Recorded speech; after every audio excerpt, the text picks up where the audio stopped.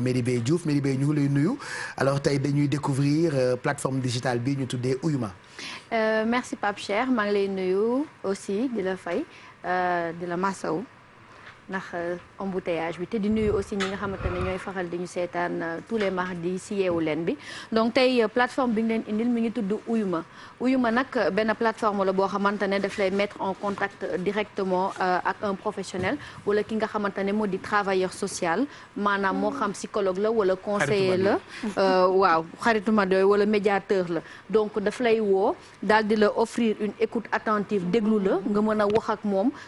sotti ko sa ëmb xol yëpp te loolu yëpp su si paree da lay jox ay conseils avisés te doo ci fay dara ñu daal di seetaan élément bi vite fait daal di ñëwaat commentaire.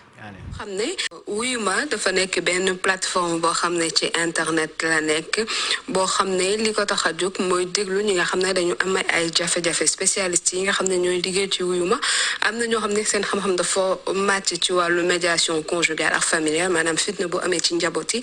ñu xool naka lañ koy saafaraale wàllu gestion wu stress ak anxiété maanaam bu nit ñi amee loo xam ne dafa tiis seen xol yi ñooñu tamit Ouyouma mën na leen dimbali ak xool ñi nga xam ne tamit dañ leen teg fitna wala li ñuy wax violence basée sur le genre koo xam ne siif nañ ko mu am lu muy yëg ci yaramam ci xelam mu bugg ko waxtaanee amul ñu mu ko waxtaanee am na ñoo xam ne seen xam-xam màcc na ci loolu ñoo xam ne bu ñu contacter Ouyouma dinañ mën a waxtaan ak ñoom ku am tamit ay jafe-jafe ci wàllu orientation ci njàng bi wala loo xam ne liggéey boo xam ne mën na def jàng boo xam ne dina ko permettre mu def ko ëllëg yooyu yëpp bokk na ci li nga xam ne moom la ñu taxawal pour Ouyouma mën cee dimbali askan wi parce que nag ñu ngi ko doon xalaat jamono ji nga xam ne corona bi egsi na ci réew mi ñu gis ne mesures yi bëri na mu am ñu ngi koy waxatee état d'urgence bi nga xam ne décrété woon nañ ko couvre-feu yi ak yooyu noonu ñu gisoon ne temps yooyu noonu ano yi gënoon na bëri gën a yokk xam nañ ne nag plateforme bu mel ni Ouyouma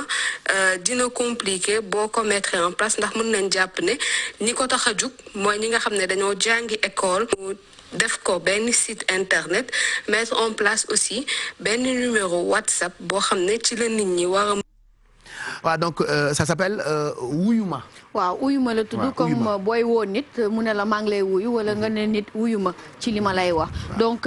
comme niñ ko élément bi yëglee li nga xamante ne moo di Ouyouma plateforme digitale la boo xamante ne nii dafay adressé wu à ceux ki nga xamante ne ñooy ay personnes yoo xamante ne li nga xamante ne moo di semi confinement bi ñu jàll moom la ñu ne dañ leen di siy dimbali ñi nga xamante ne tamit si coronavirus bi jot nañu perdre seen liggéey te xamuñu naka lañ koy gérer xamuñu naka la ñuy dépassé étape boobu ñooñu tamit nekkal nañ leen fa ñi nga xamante ne nii dañu feebaroon amoon coronavirus daal di wér soxla soutien psychologique ñoom tamit mën nañu dem ci plateforme boobu ñi nga xamante ne ay personnes la ñu woo li nga xamante ne dañoo victime de violence basée sur le genre ñoom tamit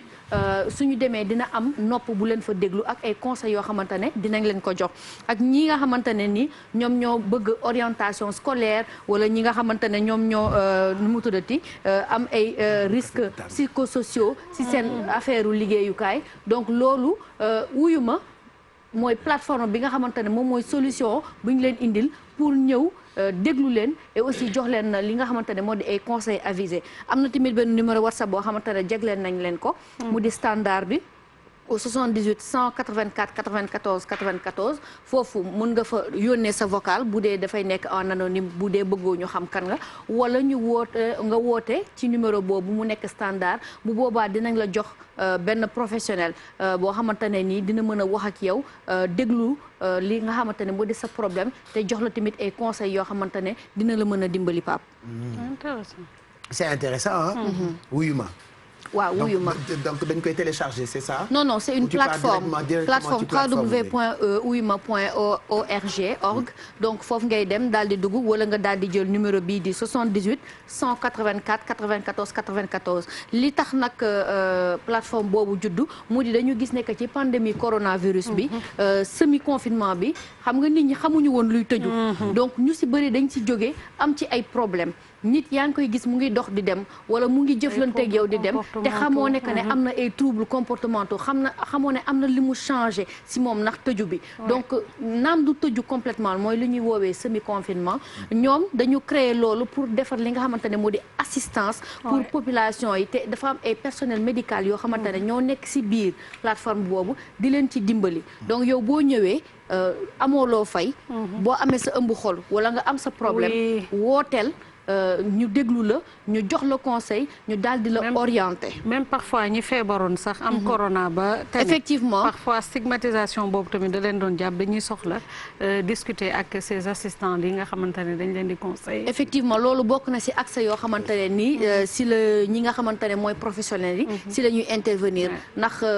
ñun fii Sénégal xëy na xam nañ ne que nit mën na feebar mën na am nu ñuy comporté woo xëy na sax duñ ko tey boo xamante ne day blessé nit ki donc loolu yëpp dañ ci apporter ay solutions dimbali ki nga xamante ne nii moo amoon feebar bi pour mu passer loolu nga xamante ne mooy étape boobu c'est chouette wuyu ma donc ça s'appelle waaw wuyu ma la tudd voilà merci Diouf loolu am na solo ñu ci ñuy encouragé ñi ko